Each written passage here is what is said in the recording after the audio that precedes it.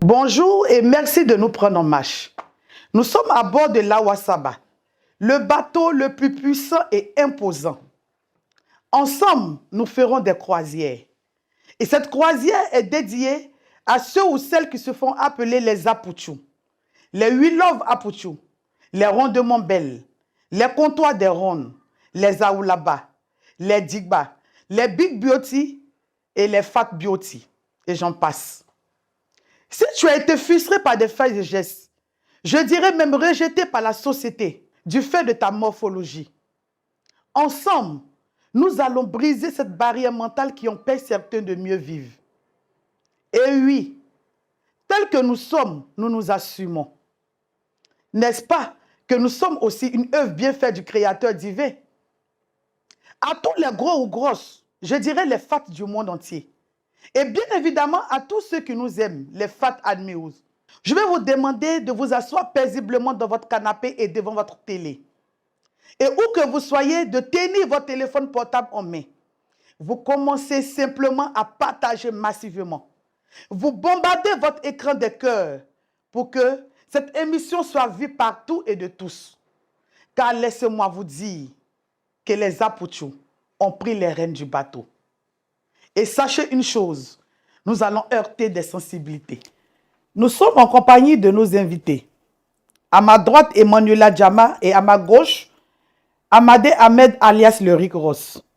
Tous deux, exerçant dans l'entrepreneuriat, ils ont bien voulu nous accorder de leur temps afin de partager avec nous leur vécu, leurs expériences et comment, malgré tout, ils arrivent à s'assumer. Je suis rond ou ronde et je m'assume. C'est le sujet du jour. Comment vous allez? Je vais très bien. Et toi, Ahmed? Je vais très bien. Il faut dire que je suis contente que vous soyez sur ce plateau. Le plaisir partagé. Alors, je suis rond ou ronde et je m'assume. Quels sont vos avis sur ce sujet?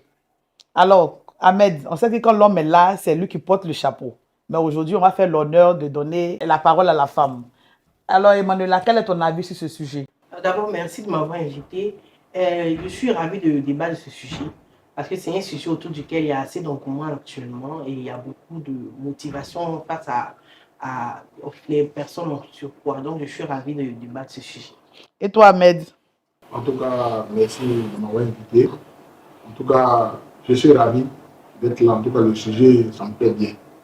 Et j'espère que, sorti de là, ils sauront un peu comment les appuyer, comment on le dit. Voilà. Donc, c'est un peu ça. Vous assumez tel. Et c'est bien la raison pour laquelle vous êtes là. Mais pensez-vous que la société, entre griffes, ou votre entourage vous accepte tel que vous êtes? Alors, Ahmed? Oh, moi, je pense que la société doit nous accepter, hein, parce qu'on est né comme ça. C'est Dieu qui nous a rendus comme ça. Il ne se trompe jamais et il ne va jamais se tromper. C'est sûr. Je pense qu'on doit s'assumer. Ça, c'est ma façon de voir et c'est comme ça. Ça doit être. Merci. Emmanuela? La société doit effectivement, comme il a dit, je suis d'accord avec lui, la société doit nous assumer parce que nous faisons partie de la société. Et récemment, j'observe un certain changement vis-à-vis de la société par rapport à nous parce qu'il y a beaucoup de pages, de mouvements qui mettent, qui valorisent la femme grosse, qui valorisent les gens gros et je suis ravie de ces démarches-là que certains font. Et qu'est-ce qui explique selon vous le regard parfois moqueur de la société? Emmanuela? Il faut dire que de nature, l'homme juge ce qu'il ne connaît pas, ce qu'il ne comprend pas.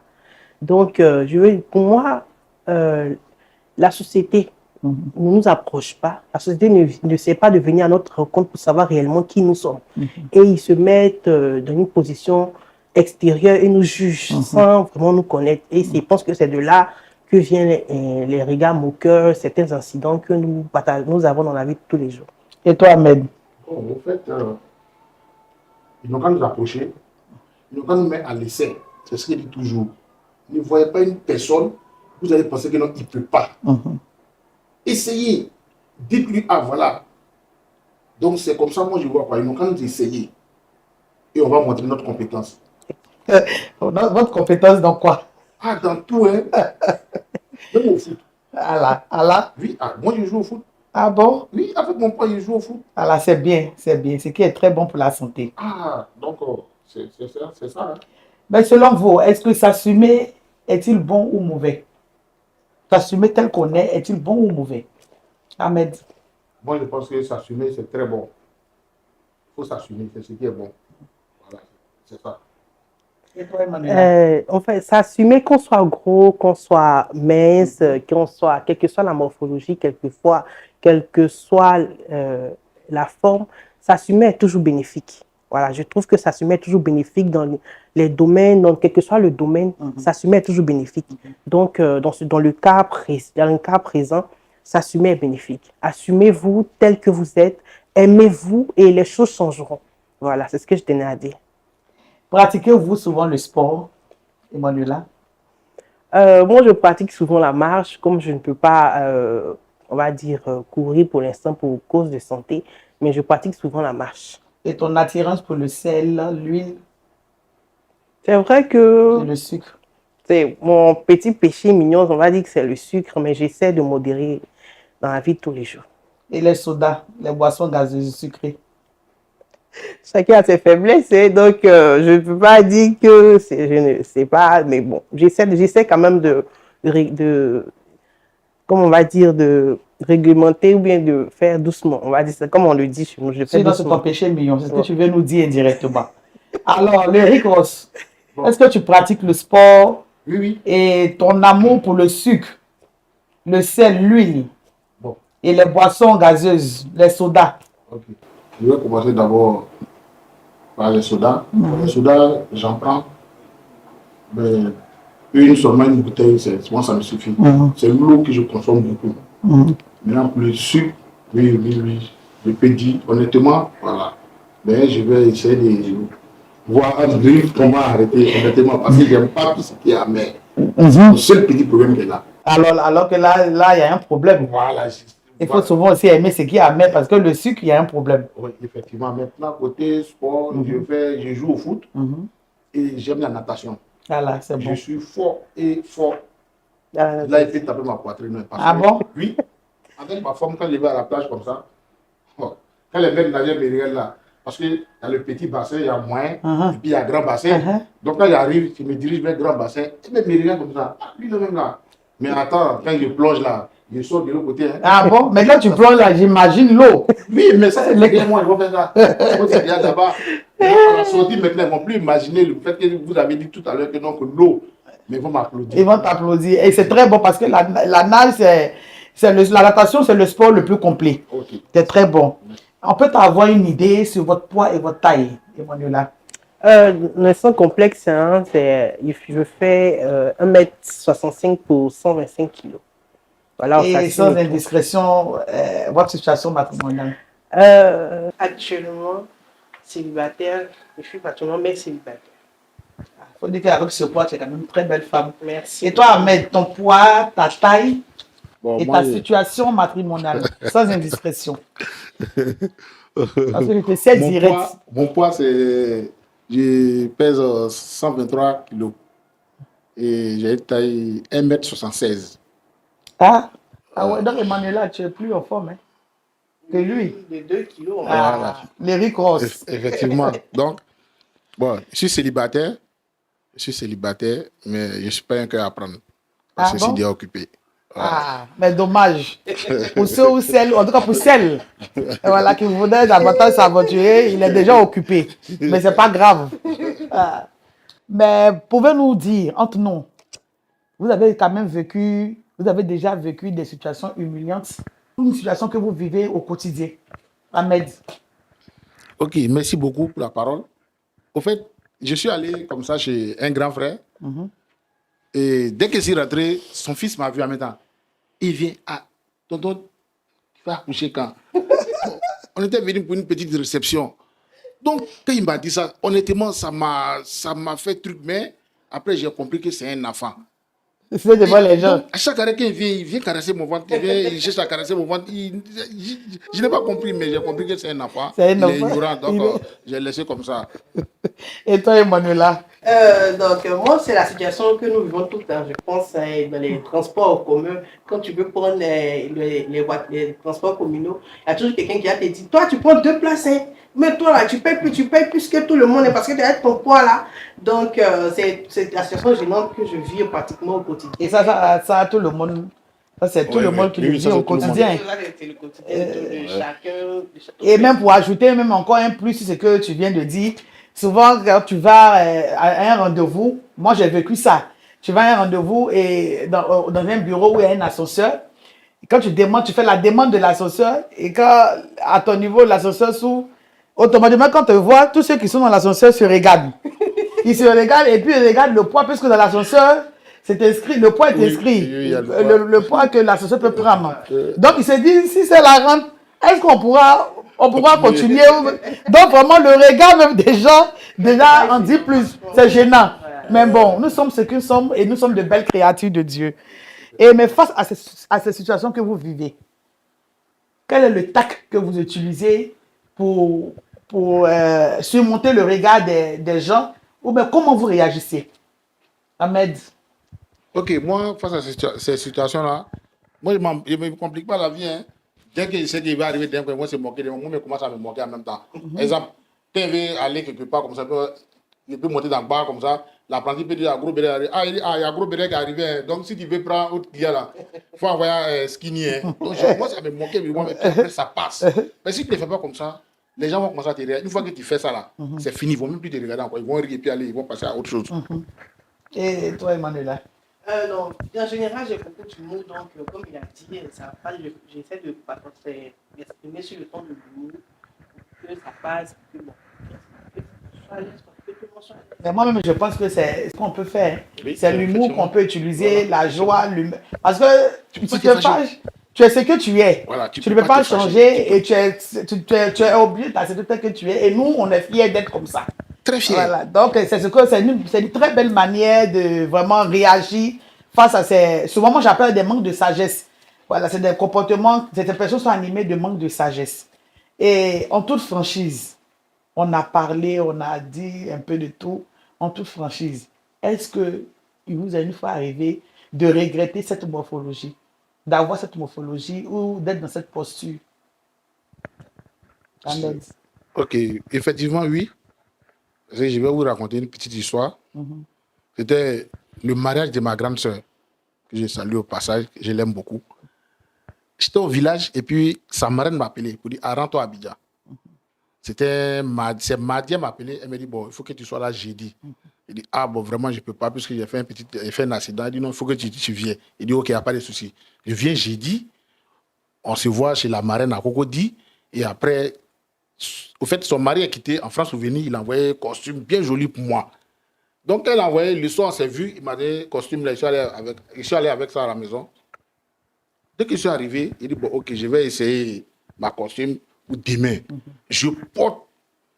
Non, je ne peux pas. Même ma cuisse, même, ça ne peut pas rentrer. Attends, tu rêvais d'être dans ce costume? Non, c'était tellement joli, bien. Donc là, il était obligé d'appeler un couturier, donner de l'argent, même ça dit, j'ai dépensé plus de 40 000. Parce que d'un coup, c'est après, c'est demain.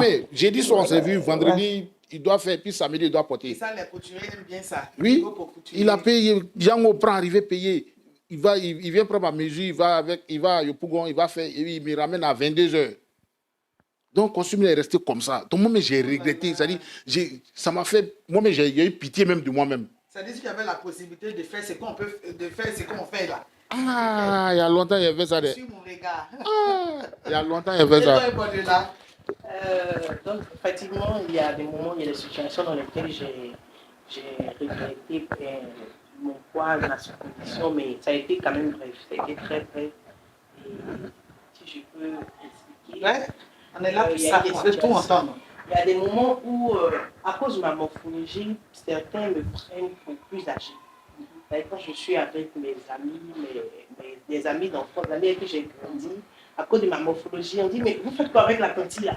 Vous faites quoi avec la maman? Alors que ce sont mes amis, on a le même âge, mais bon, la morphologie fait que souvent on me vieillit. Voilà, c'est souvent face à certains sujets, à ça que je regrette un peu mon poids. Mais bon, on est comme on est, on s'assure. Souvent, il y a certaines situations où peut-être qu'il y a ton petit chéri qui est là, tu ne veux pas qu'on te prenne pour vieille, tout ça. Donc, c'est un peu gênant souvent. Je vous ai demandé tout à l'heure si vous avez une fois regretté d'être dans cette posture, mais il y a aussi quand même des avantages. Le fait d'être à Puchou, à Oulaba, quels sont les avantages? Quels sont les avantages avec cette posture, dans la posture dans laquelle vous vous trouvez? Emmanuela. Non, effectivement, il y a des avantages au fait d'être comme on est, de s'assumer aussi comme on est.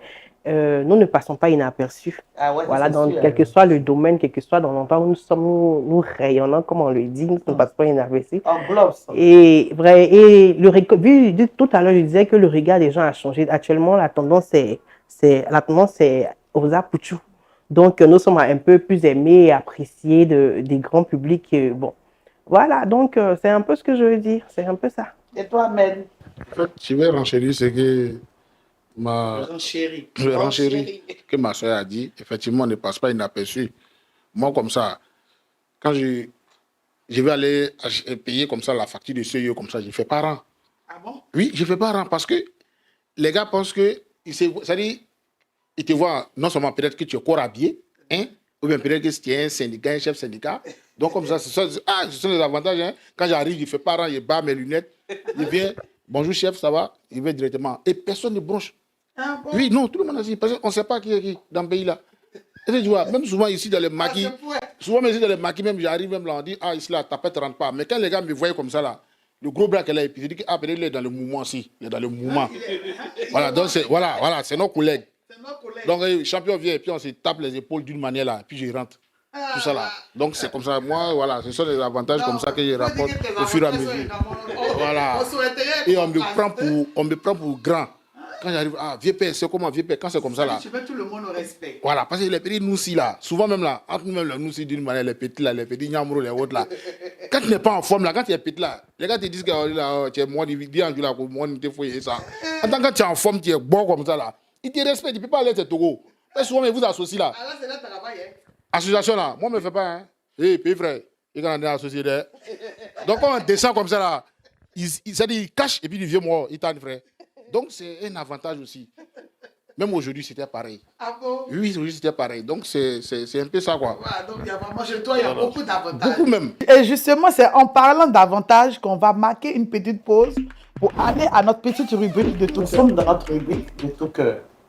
Et de cette rubrique, je vais devoir vous poser une question. Cette question peut sembler être pour vous une question embarrassante, mais vous êtes obligé de nous répondre avec toute la sincérité.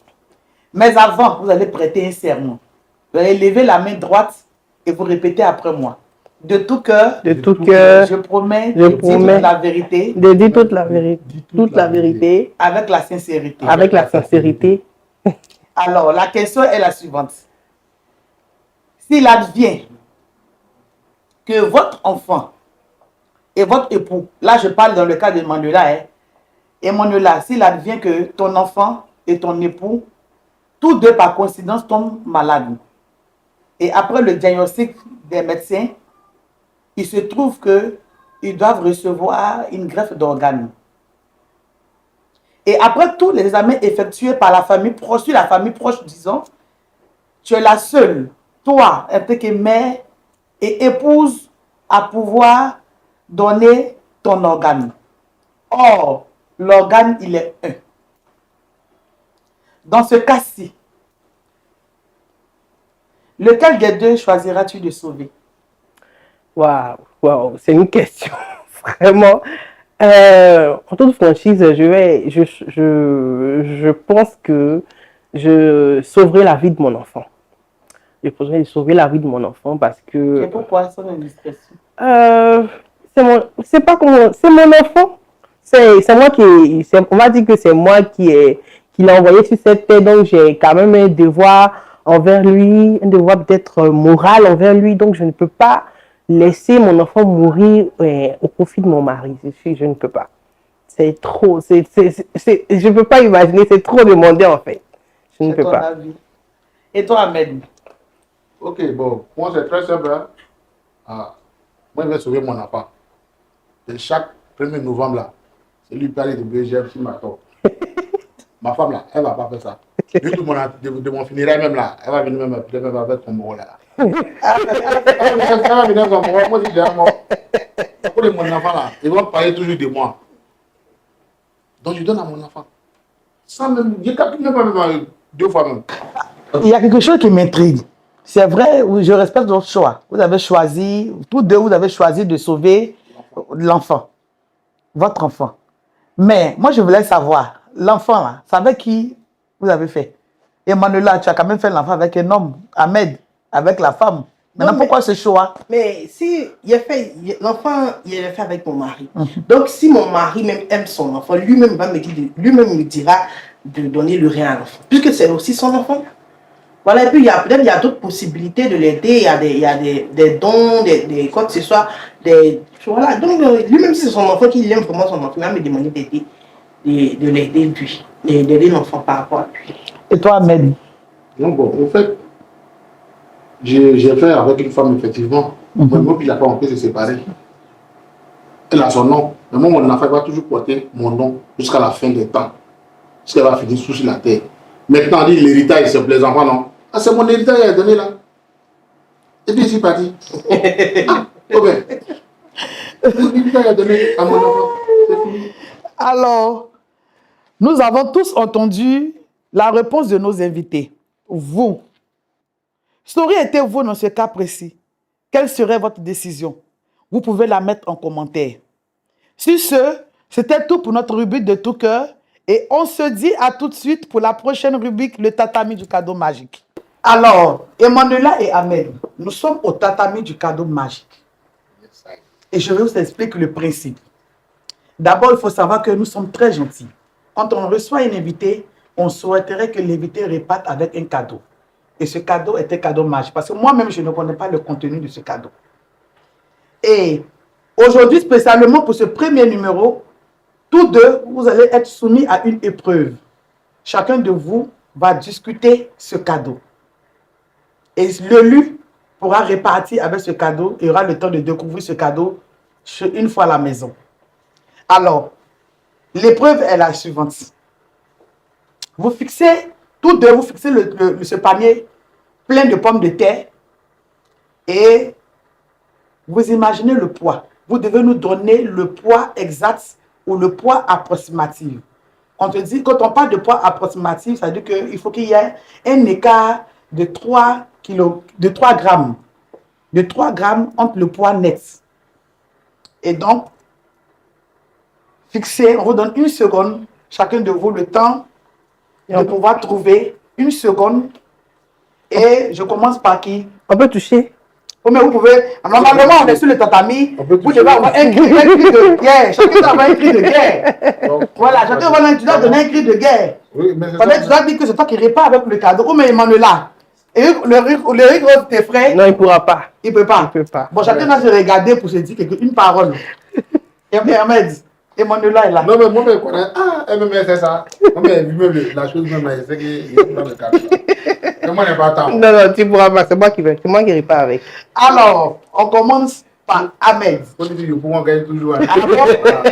Emmanuela, tu viens d'où? Ah, ok, après. Pourquoi tu gagnes toujours? Ah bon, d'accord. Est-ce que je peux toucher même? Donc, il faut dire ça en compétition aujourd'hui. Tu peux toucher, vous pouvez toucher, soulever, faire tout ce que vous voulez et.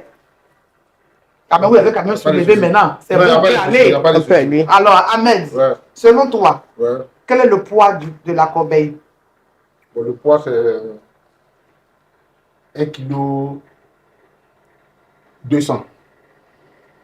Vous avez entendu la réponse de Ahmed. Et toi, Emmanuela? Je vais dire 1 kg 150 grammes. Vous avez aussi entendu la réponse d'Emmanuela. Ahmed qui dit 1 kg 200. Par contre, Emmanuela dit 1 kg 150. Et donc, on va vérifier. On a la photo et on a pas.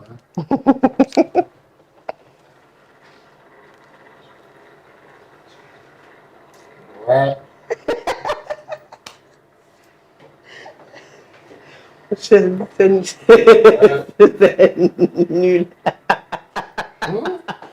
Ouais. Yeah. Alors, Moi, c'est dommage. Non, mais il veut dire que le temps, C'est dommage. La corbeille fait 1 kg 174. Non. C'est ça? 1 kg 741 grammes. Alors, c'est dommage. Aucun de vous deux n'a pu donner la bonne réponse. Et donc, dommage. Le cadeau va rester sur sa roulette. Ça va pas Et être puis, dommage. en attendant, Moi, je pas elle. Il a vu à l'école. Il est premier, mais il n'a pas eu. Il a vu ça.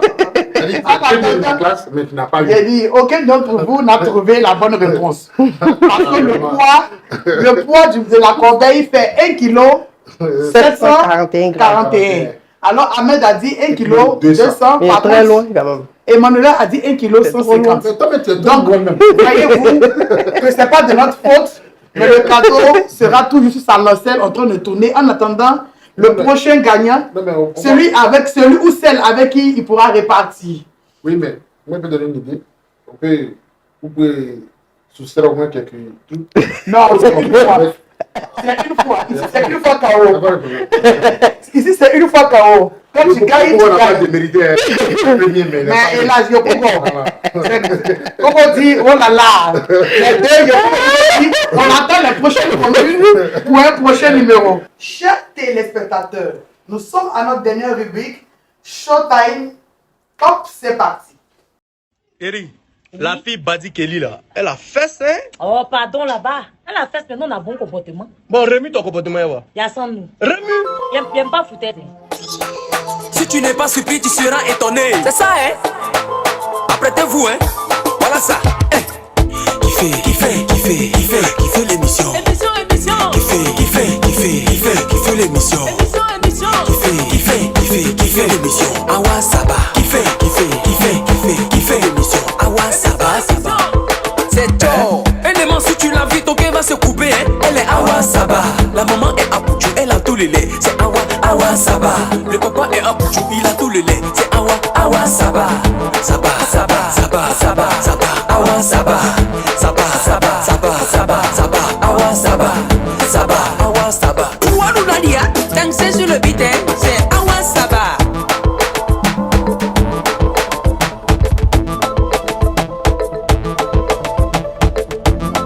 C'était tout pour notre émission de ce jour.